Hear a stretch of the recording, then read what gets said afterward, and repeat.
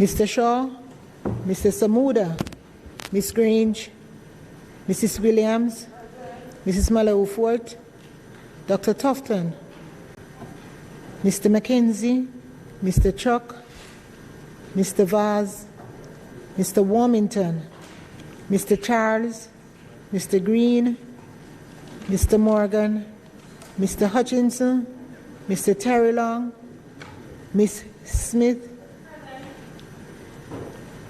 Dr. Dunn, Mrs. Cuthbert Flynn, Mr. Main, Mr. Davis, Mr. Witter, Mr. Brown, Dr. Brown-Burke, Dr. Charles, Mr. Chin, Mr. Clark, Mr. Cousins, Miss Crawford, Miss Daly, Miss Davis, Mr. Golding, Mr. Graham, Dr. Guy, Miss Hamilton, Miss Hannah, Mr. Henriquez, Mr. Henry, Mr. Hilton, Mr. Jackson, Mr. Lawrence, Miss Lee, Mr. Miller, Mr. Montague, Miss Morrison, Mrs. Nita Garvey, Mr. Paulwell, Mr. Phillips, Dr. Phillips, Dr. Charles, Mr. Robertson, Mr. Robinson, Mr. Siblist, Mr. Slowly, Mrs. Vaz, Dr. Wheatley, Mr. Williams, Mr. Wilson, Mr. Wright, Mr. Lawrence. Members, just before we start the business of the day, I would like to bring to your attention that one of our members, the member from Manchester Central, lost a dear grandmother since we last met in this house.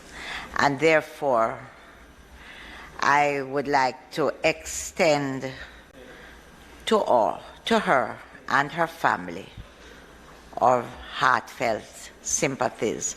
Our grandmother is a really special person, as my own children would tell you. I too would like to acknowledge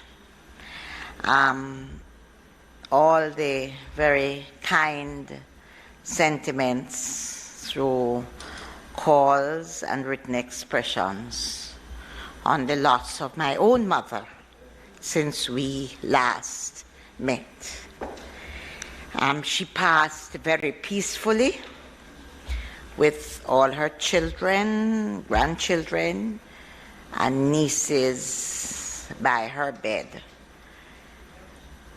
We were all around her.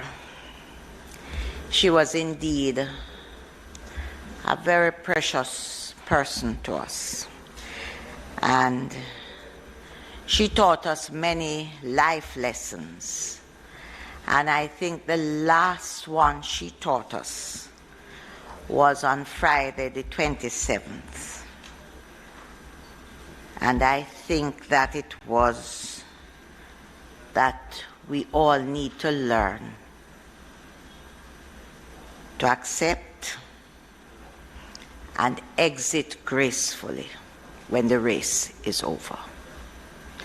Her race was over, and I can only commend to my friend from Central Manchester the words that comfort us now from Job chapter 8 verse 21, which says, "He will once again fill your mouth with laughter and your lips with shouts of joy."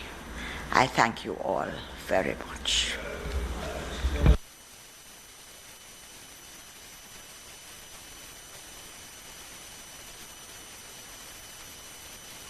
Statements by ministers. Madam Speaker, the statement today I wanted to focus on the very moment of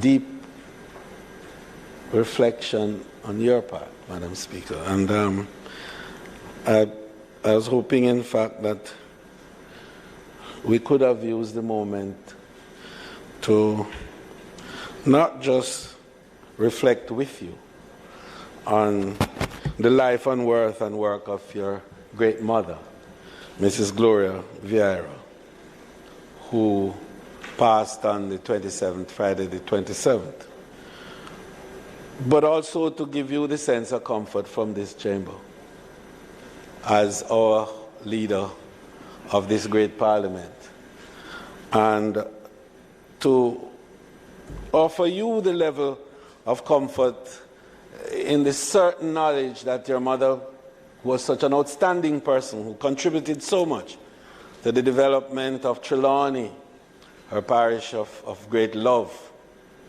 and the issues from her own humanness that is reflected in your own person and your persona, and how you have comported yourself and managed your process and contributed to your sisters, and particularly Valerie, who we well know, and the outstanding work that she's doing in building small and medium enterprises, business enterprises across the island, and in craft and in development, the creative spirit of our people.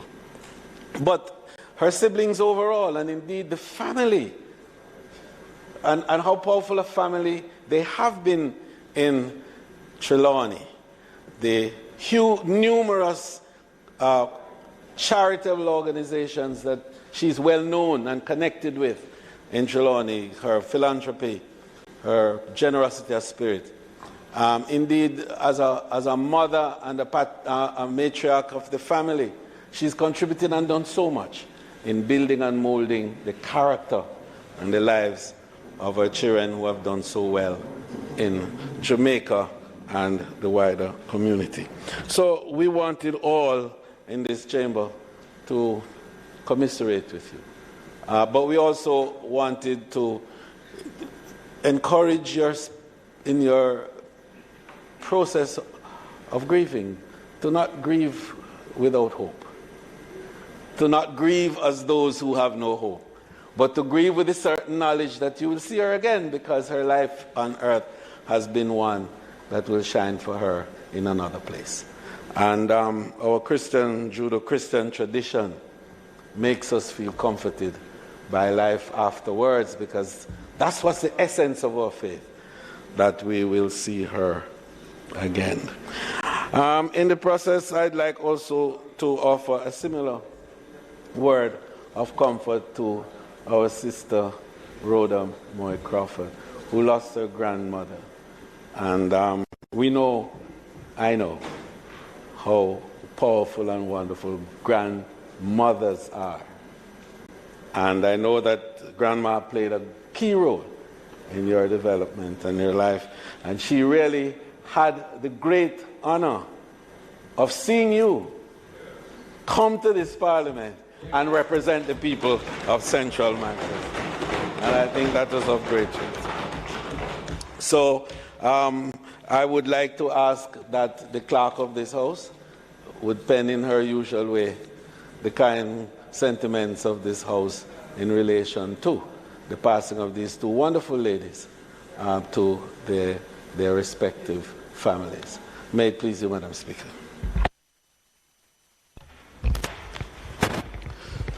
But, Madam Speaker, you would have expected me to do no less.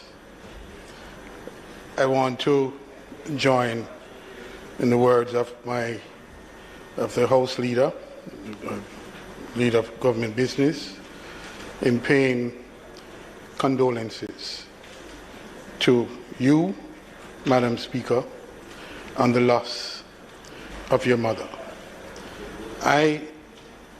I didn't know your mother, but I knew and I've had the privilege to work now with Valerie as Minister in this Industry Ministry, and you as Speaker in this House.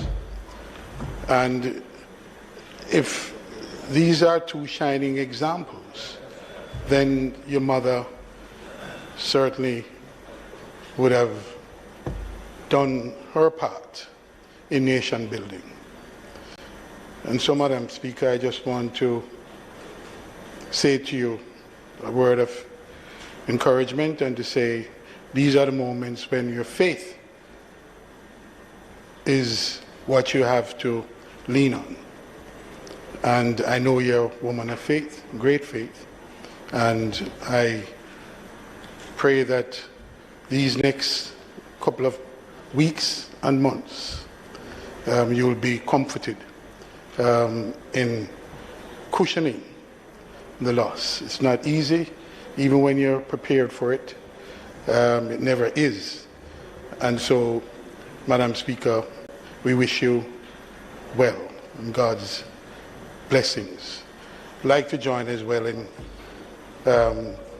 giving my condolences on behalf of myself and the members on the side to member from East Central Manchester, and to say that a grandmother's loss is no less than a mother's loss. Indeed, in many instances, it is stronger because grandmothers in our tradition have been the bedrock of our family. So we pay condolences and to wish you well and to say hang tough.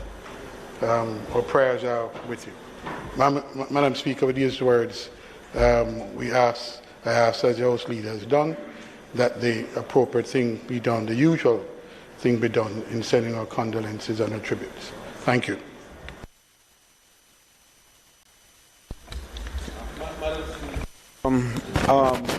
Just to indicate that today's business will primarily center around the presentation of the member from Western St. Andrew.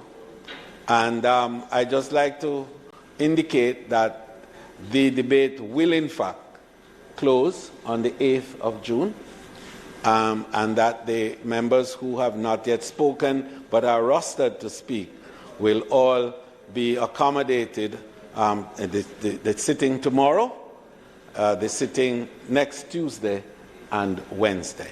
And I will close definitely on June 8th. May it please you, Madam Speaker. Thank you. And even as we start, I want to, as usual, welcome everyone to the continuation of the sectoral debate this afternoon, where the leader of business for the opposition, member Mr. Anthony Hilton, will make his presentation.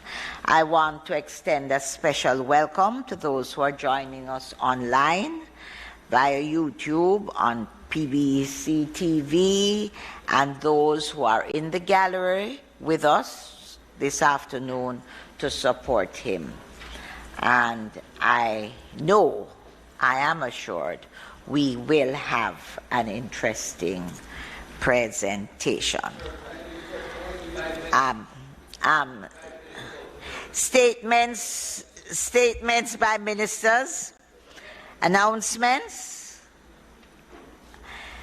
bills brought from the Senate, petitions, papers, reports from committees, notices of motions given orally, questions and answers to questions, motions that may be made at the commencement of public business requiring notice, motions relating to sittings of the House, motions for leave to introduce bills, presentation of bills without leave of the House first obtained, public business.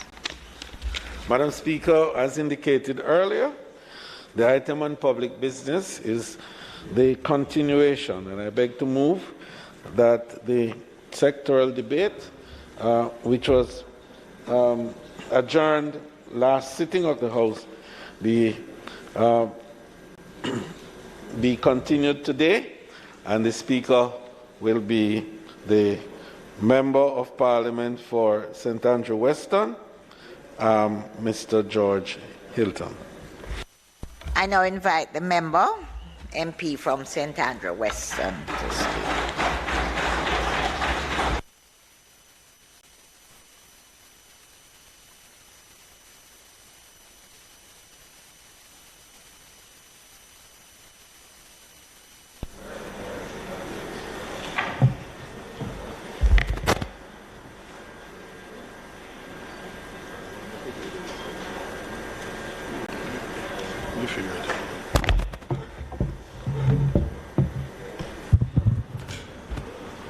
Madam Speaker, I start by recognizing that this is the day that the Lord has made. Let us rejoice and be glad in it. I'm privileged, Madam Speaker, to be addressing this Honourable House on a portfolio subject for the 25th time. Each time for me, Madam Speaker, feels like the first, because the standard of preparation remains high. I must begin, Madam Speaker, by recognizing you for your professionalism, independence, and balance in your stewardship in the affairs of this Honourable House. This has not always sat well, from my observation, with those seeking partiality, nor does it sit well at times with those seeking leniency, when you have had to be firm but fair. Madam Speaker, we have to give recognition to those who send us here to protect their interests, and those who support we continue to rely on in the performance of our duties. First, Madam Speaker, I must recognize and bless up my constituents of Western St. Andrew for their continuing faith in me to represent their aspirations. They know, Madam Speaker, that this is not an easy road. Next, Madam Speaker, I must recognize the workers in the political vineyard for their hard and tireless work in helping to build and to maintain a political organization. Here, Madam Speaker, I must mention my councillors, Mrs. Hazel Anderson, Byron Clark, Norman Perry, and caretaker Michelle Thomas. Also, Madam Speaker, I mention my cluster managers. Two of whom are here, and I'm assured the others, well, I see three, and I'm assured some others are on their way. I want to acknowledge as well, Madam Speaker, the office staff who are here. I want to recognize in particular Ms. Jennifer Edwards, and I want to recognize your assistant, Cassie. Miss Edwards do properly belong in the well of this house. I don't know why she's up there. I'd like to recognize as well our faithful assistant, Cassie, hardworking. The constituency secretary, Ms. Grace Barrett, and my CDF officer, who I gather even now is making sure that the printed copies are here on time. Okay. I'd also like to recognize my close protection officer and my driver, Mr. James and Mr. Malcolm. Madam Speaker, I pay special recognition to our party leader, the leader of opposition, Mr. Mark Golding. I want to thank him for his leadership, and he's growing in that leadership. I'm very pleased to say that my trust and my faith remain very firm in his leadership.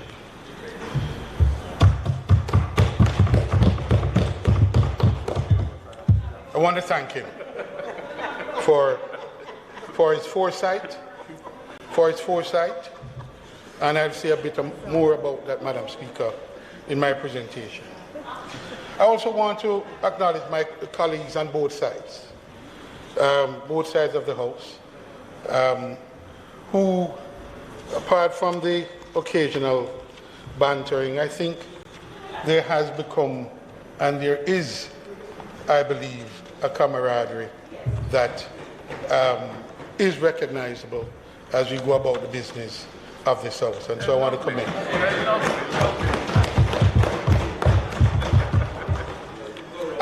And at this moment, Madam Speaker, I want to say a special shout out and welcome to the Minister of National Security, who has not been with us for a little while. And I know he was not well, and I want to welcome him back to the show.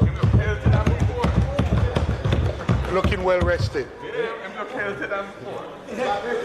Last but not least, Madam Speaker, I want to recognize my family, my wife and my daughter, Yodit and Nile. Neither of them were able to be here today because Nile is still in school, and wherever she is, the mother is not very far off. So I want to recognize them for their support and for really bearing the brunt of what we do as politicians. Because, Madam Speaker, we can't praise them too much because we have made our choices. In many instances, they have been reluctant partners, and yet they bear the brunt of some of the difficult decisions that we have to make from time to time. So again, I give a shout out to them and thank you. Madam Speaker, I begin my presentation by recognizing that experience teaches wisdom. We have all been witness to a 1 in a 100-year pandemic caused by the coronavirus, COVID-19, which has impacted the world with millions of lives lost, livelihoods affected, jobs lost, and the upending of the global supply chain. For the better part of a year and a half, Madam Speaker, since March 2020, the world economy and society have been in turmoil from the measures imposed by governments in an effort to come to grips with the pandemic and its effect on businesses and on people. Today, Madam Speaker, we are much clearer that though imperceptible, the global supply chain is real. For decades, a system of sourcing of materials, production of goods and services, warehousing and distribution operated without much concern, except for the occasional disruption caused by natural disasters like Hurricane Gilbert, or some geopolitical upheaval like the Cuban blockade and what we are witnessing now, Madam Speaker, the Russian blockade of Ukraine harbor. Or, Madam Speaker, it might be trade disputes for which there are temporary unavailability of goods and services, but nothing on the scale of COVID-19. COVID-19 has induced disruption, as we have all experienced, And, Madam Speaker, there is no blueprint for a response. Madam Speaker, due to human ingenuity in science, vaccines were engineered which proved efficient and effective in quelling the first wave of the virus, but certainly not its disappearance. Certain of the measures taken by governments, Madam Speaker, to address the spread of the virus are still with us, even as other measures are being revived. Madam Speaker, just as the economic recovery was underway here in Jamaica and globally, the Russia-Ukraine war introduced further complexities in the stability and sustainability of the world economic growth amidst a humanitarian crisis, Madam Speaker, where some 3 million Ukrainians are either scattered in nearby countries, bordering countries, and even more are refugees in their own country. The resilience of the global supply chain system continues to be tested. But what have we learned, Madam Speaker? The lens through which I speak to this question is that of the opposition spokesman on industry, investment, and global logistics.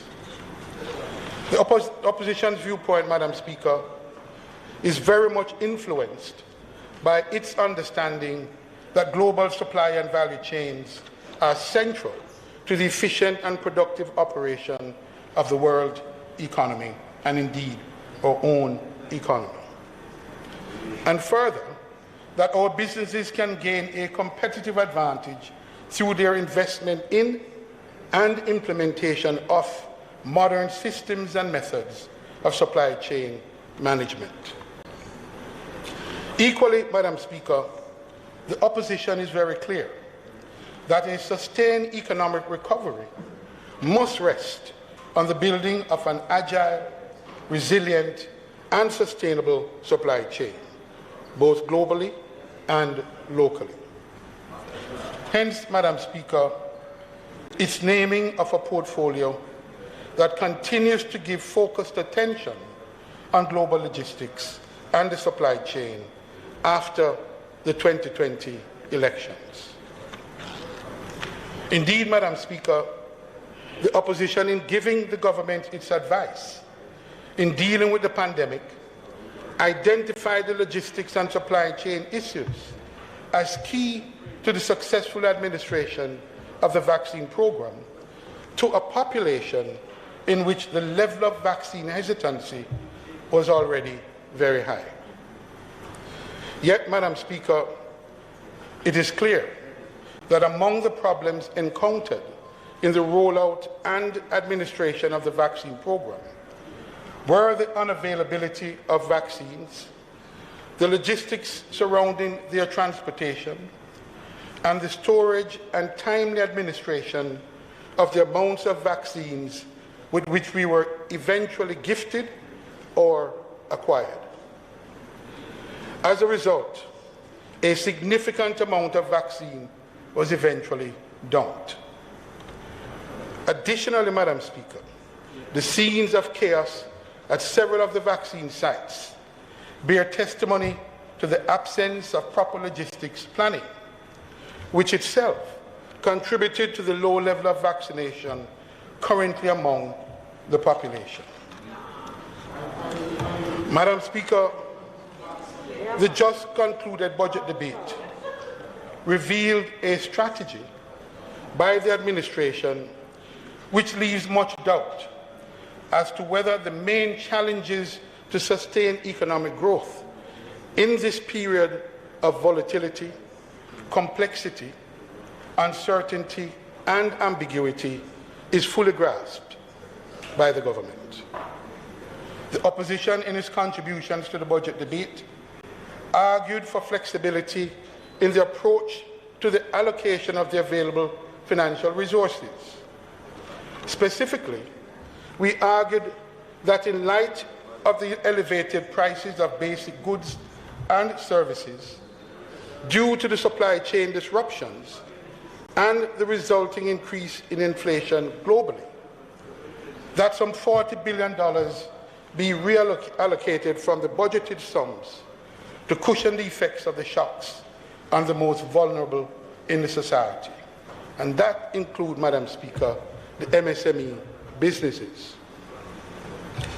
Madam Speaker, the government has so far remained fixed to economic orthodoxy at a time when it is clear that counter-cyclical measures are needed to respond to a once-in-a-lifetime event brought on by the pandemic and its consequences for the most vulnerable in the society.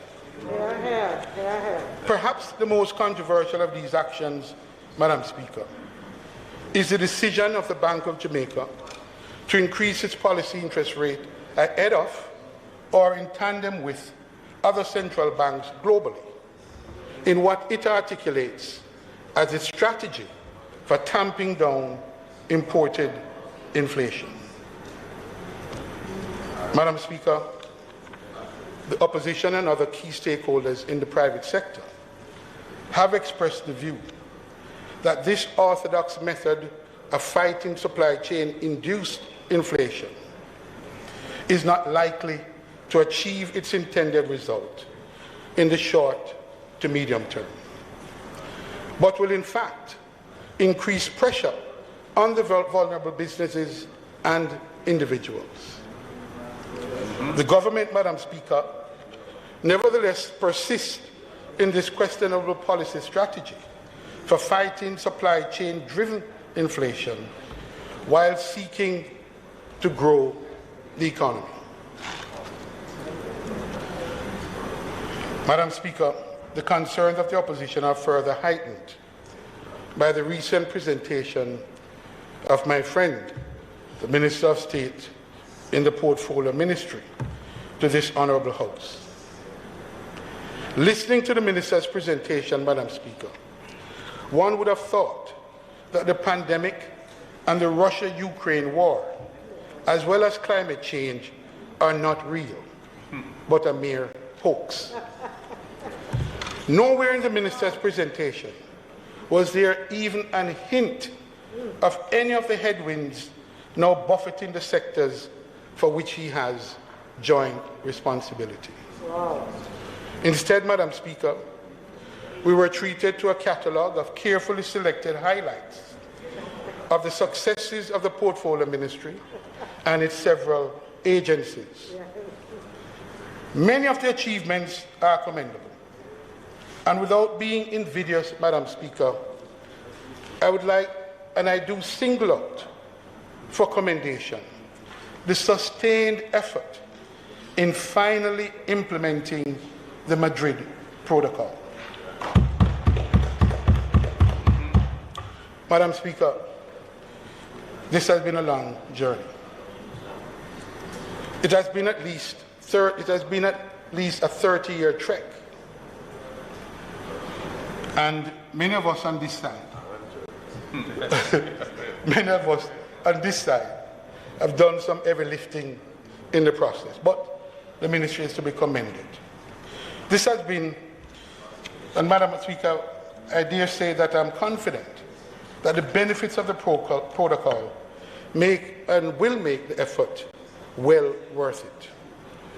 The Jamaica Intellectual Property Office, Madam Speaker, in particular, must be singled out for special mention. Yeah. But I digress.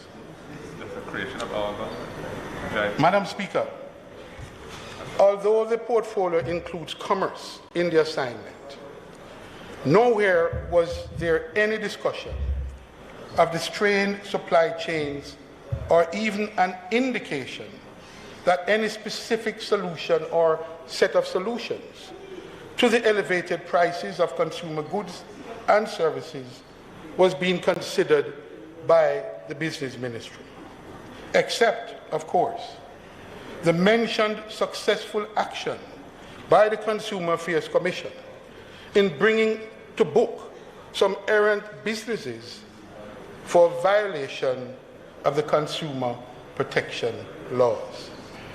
Commendable as that is, Madam Speaker, the challenges before us, before the ministry and Jamaica, goes far. We therefore are left to await the presentation of the senior portfolio minister in the Senate, sometimes in the future, to learn of the current thinking of the administration on the problems at the heart of the price rises for several key commodities and produce goods for inputs into production of consumer items such as food, oil and gas, houses and transportation as a result of the disruption in the supply chains. Madam Speaker,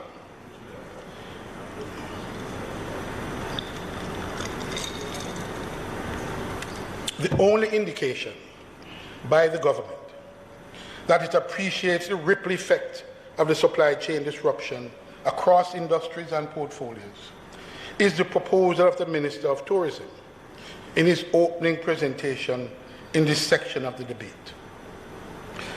Recall, Madam Speaker, that the Minister called for the establishment of a committee to be headed by Mr. Wilfred Bagaloo of PricewaterhouseCoopers to set up in Jamaica a logistics center to ensure the availability of supplies of goods and services for the critical tourism sector in the drive for economic recovery.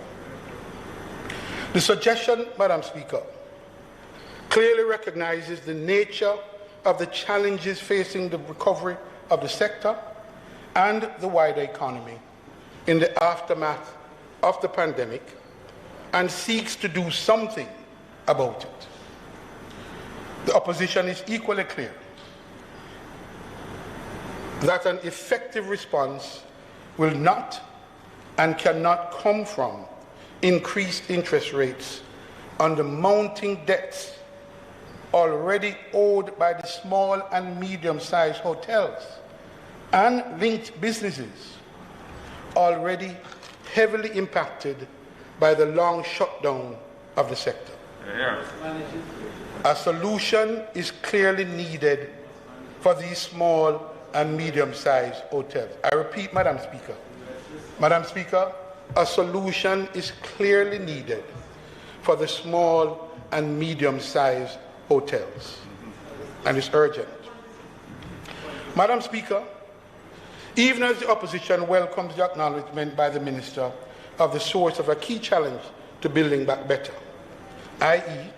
the building of a resilient supply chain, and even though the opposition agrees that the path to immediate economic recovery lies a great deal in the recovery of the tourism sector, other sectors such as the manufacturing, the creative and circular economies have key roles to play in a sustained recovery of the Jamaican economy.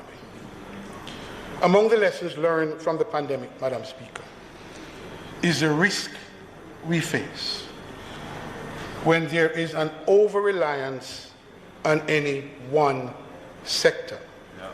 The economy cannot be driven on one engine. It has to be multiple engines. Considering, however, the quick wins that are possible from the tourism sector as the economy struggles to recover in a turbulent environment, the opposition suggests that it be invited to contribute to the shaping of the terms of reference of the proposed committee and to play an integral role in what, Madam Speaker, must be an exercise of all hands on deck in this critical period, Madam Speaker. Madam Speaker, the muted and unbalanced response by our government in addressing the ongoing supply chain challenges stands in stark contrast to other countries globally and in our region. Madam Speaker, President Biden identified as a key priority action the building of a more agile and resilient supply chain domestically and globally as a key part of his first 100-day action plan after his election to office in 2020. Since then, he has appointed an ambassador to lead the effort to solve the congestion at the ports throughout the United States and has elevated the supply chain challenges as a strategic element in U.S. domestic economic and security policy. So, Madam Speaker, I'd like to point members and listeners to this, a published document published on June 21st by a U.S. publication titled Building Resilient Supply Chains, Revitalizing American Manufacturing and Fostering Broad-Based Growth. I commend that document, Madam Speaker. It makes for excellent reading. As such, high-level meetings with bilateral and regional partners are prominently featured discussions on global supply chain solutions with partners in the Asia-Pacific region and elsewhere. Similarly, a US $1.2 billion, not billion, trillion dollar infrastructure act aimed at rebuilding America's physical and digital supply chain infrastructure has been signed into law by President Biden. But lest we believe this is just about America and America's response, hear this. Other governments have established task forces to produce policy strategy and action plans to address this critical challenge to the economy and business growth. New Zealand, a country of roughly our size population, has also produced a policy guide to national discussions termed New Zealand's Freight and Supply Chain Issues Paper. Madam Speaker, from within our own CARICOM region comes news that Barbados and Guyana are planning to build a food terminal to facilitate the movement of agricultural products within the region. This development, Madam Speaker, is in furtherance of a recent decision by CARICOM to develop action plans to reduce the region's food import bill of some US $6 billion annually by reducing it to 25% by 2025. The announcement of plans to build a food terminal was made by Prime Minister Mia Mottley, who reportedly said, and I quote, "We have got to perfect Guyana Wolipa land and investment. We have got to perfect the logistics, and we believe that the investment in Guyana and Barbados food terminals will be critical. We have the plans and the numbers. We are working on it even now."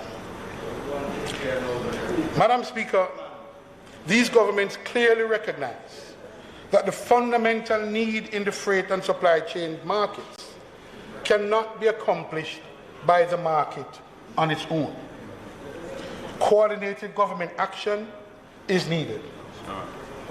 The opposition again calls for the establishment, as it did last year and the time before that, the establishment of a supply chain and logistics council. You, party leader of opposition, call for the establishment of such a council.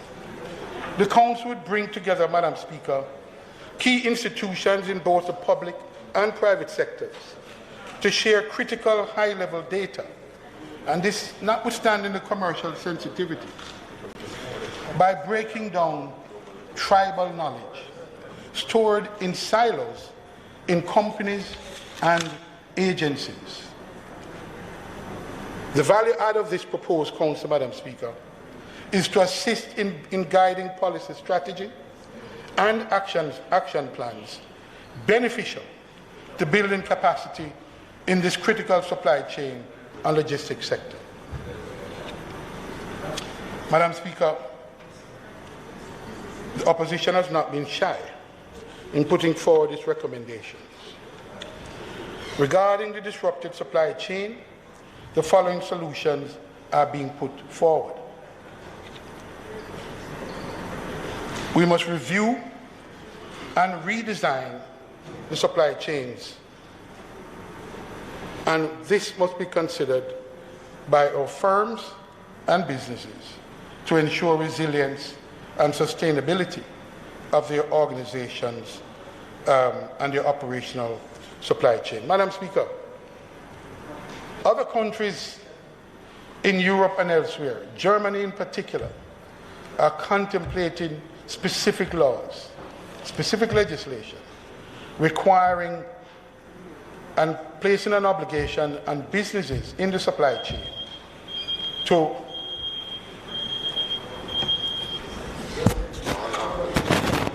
Madam Speaker, the member's time having expired, I beg to move that the member be allowed enough time to wrap. May it please you, Madam Speaker. Members, a question before the House is that the member be given sufficient time to complete his presentation. Those in favor? Aye. Those against? The ayes have it.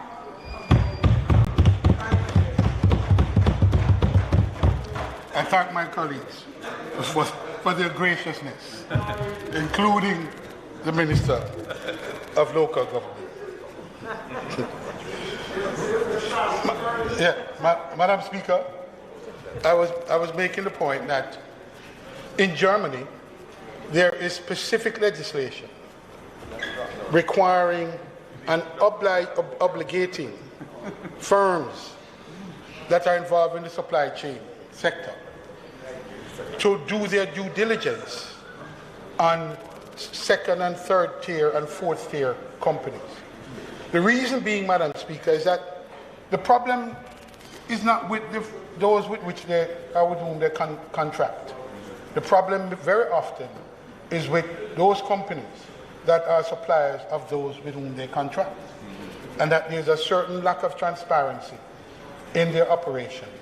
And as we often said, and we recognize, a chain is only as strong as the weakest link.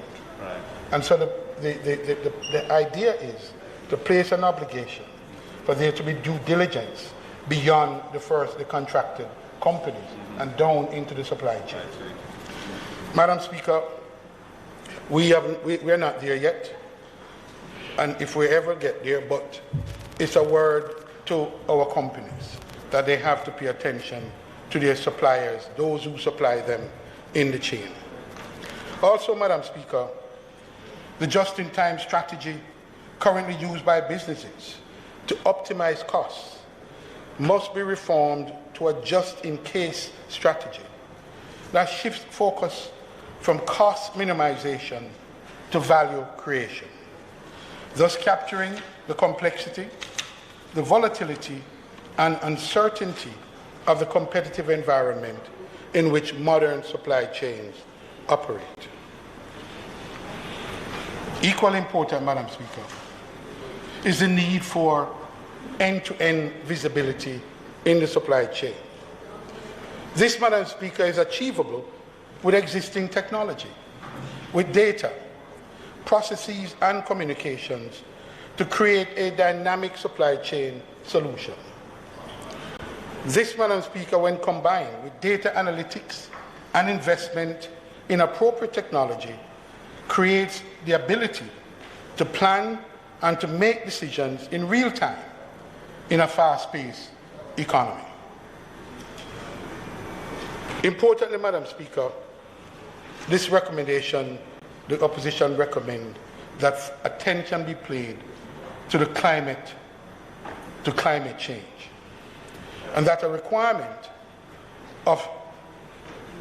for these companies in modernizing themselves is to build climate resilience. This must be a feature of any modern supply chain. In order to survive the extreme weather events associated with climate change, decarbonization of the entire supply chain, Madam Speaker, requires more than a statement of intent by businesses and governments, but it must be a call to action by both. Madam Speaker, I turn next to the special economic zones, which we, Madam Speaker, views as an opportunity for investment, jobs, and economic growth. Madam Speaker, the special economic zone was conceived as a key part of the Global Logistic Hub Initiative and Master Plan, articulated by the opposition in government, and designed to give legislative and regulatory support to create the ecosystem necessary to attract investments in a range of commercial, industrial, and services businesses permitted in the SEZs.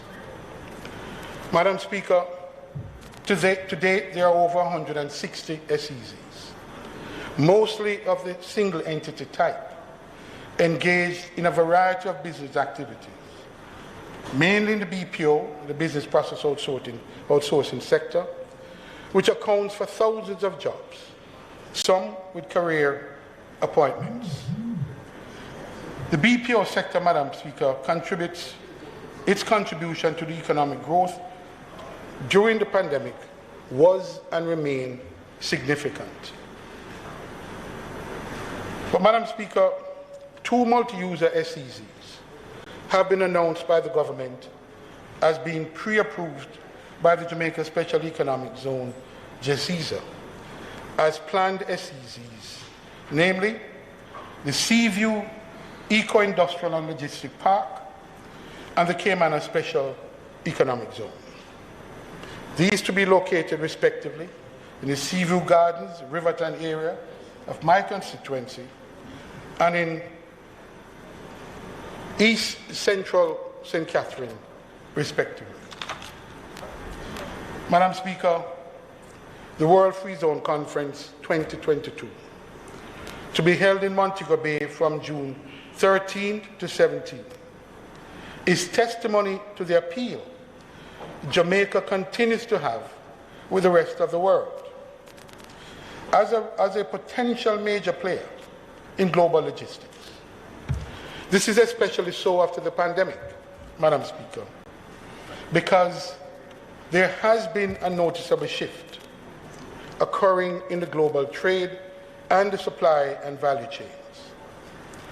The major trend is towards SEZs or trade zones located in countries or regions that offer political stability and access to major consumer markets.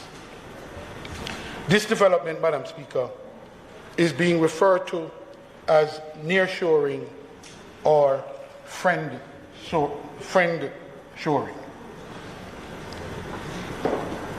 Unfortunately, Madam Speaker, the conference will be taking place with issues relating to the optimal operation of the SEZs still unresolved or in urgent need of reforms. Among the issues are: 1, market access for goods and services produced in the SEZs with CARICOM member countries. 2, the availability of competitively priced energy in industrial zones. And this, Madam Speaker, is a major issue that needs to be resolved. And I say no more about that now because there's a committee looking very closely at the matter, and being a member of the committee, I will speak my truth there first and to see how the committee responds. But the matter is serious. Third, Madam Speaker, is a significant lag time in the development of the Cayman Special Economic Zone announced in 2014 under the previous administration, and the uncertainty surrounding the development of Vernon Field Aerotropolis, pursued in several different forms and names by successive administrations. Fourth, Madam Speaker, is the need for an updated CARICOM trade policy and strategy. This, Madam Speaker, is impatient. CARICOM trade policy need even to recognize the importance of services as a critical part of trade that it now currently does in any significant way. And I'm speaking about its agreements with third countries. The need for an updated industrial policy and strategy must be recognized as well, Madam Speaker. And fourthly, and very importantly, the appropriately skilled professionals in the range of logistics and supply chain activities contemplated in an industrial or supply SEZs. Madam Speaker, the jobs that are possible are jobs that are not even, some of them are not even created yet. And the Minister of Education and Training, Madam Minister, there's a whole new horizon out there, and particularly around technology, that the ministry and its agencies, and including particularly the Heart Trust, must get on board with this agenda. And I know it's not your agency, but it is closely related. No, it's closely related. And so, Madam Speaker, I urge that the skills training be given focused attention in this period. Notwithstanding these issues, Madam Speaker, the conference is supported by the opposition as an important first step in publicizing Jamaica's significant opportunity and interests in becoming the fourth node in the global trading system. And that is an ambition articulated many, many years ago. The opportunity still exists, though the window is closing and closing fast.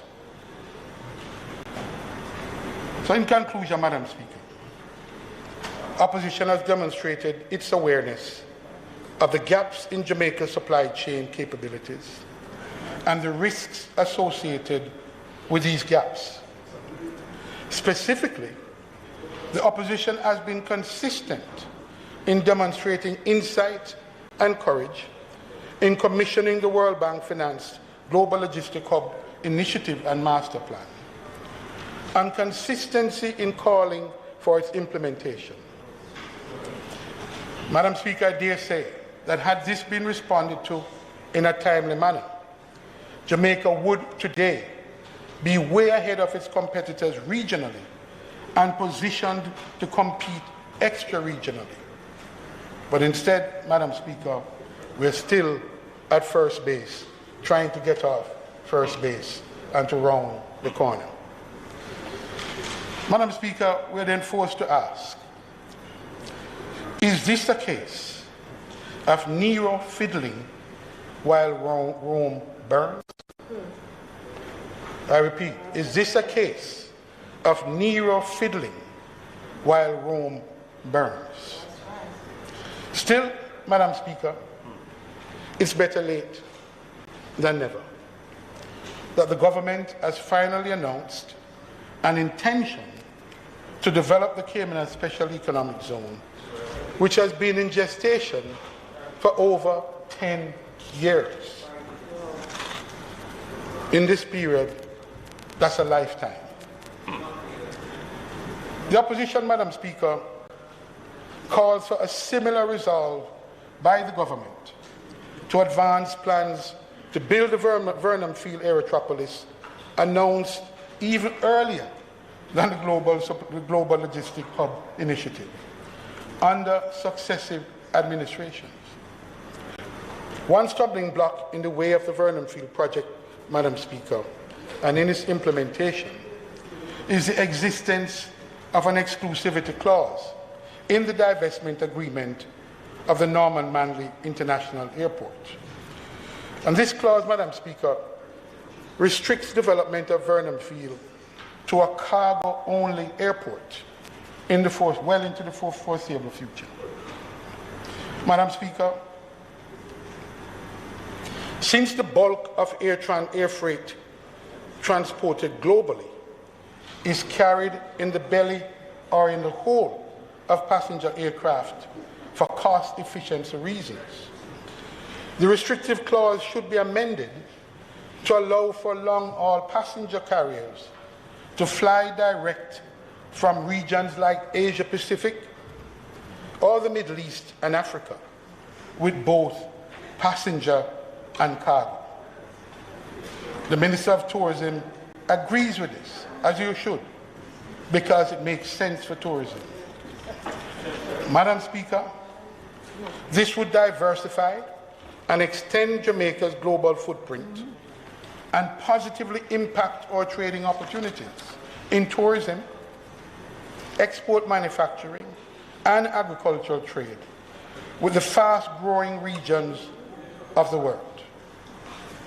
Such a move, Madam Speaker, would make more resilient Jamaica's global supply chains and enhance our prospects for recovery, sustained growth, and development of our economy and people. Madam Speaker, in closing, I offer these recommendations in an effort to realize and to make real the Jamaican dream for all the people. May God continue to bless Jamaica, land we love.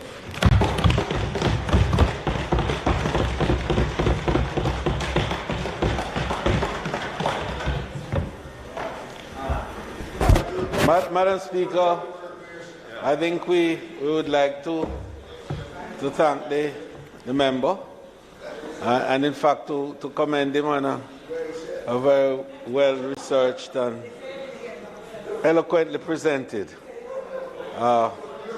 statement to this Honourable House today in this debate. Madam Speaker, the debate has been going extremely well, and I think that as members have made recommendations on all sides, and I'll no doubt be making reference to that in my closing on Wednesday next. But, Madam Speaker, it is not intended to do any further business, but just before we do, I beg to move that the sectoral debate be suspended until tomorrow, Wednesday, the 1st of June, at 2 p.m. in the George William Gordon House. May it please you, Madam Speaker. Members, the question before the House is that the sectoral debate be suspended until tomorrow, Wednesday, the 1st of June at 2 p.m. Those in favor? Those against? The ayes have it. Madam Speaker, just by way of a reminder before the motion of adjournment, that the speakers tomorrow, and it's urgent that members recall that we start at 2 p.m. and I think we've been doing extremely well in starting at 2 p.m. Madam Speaker, you have led the way in this, because even this afternoon I had to rush from my chambers to come in order to catch you halfway in the Honourable House. So you are leading the way extremely well in this regard.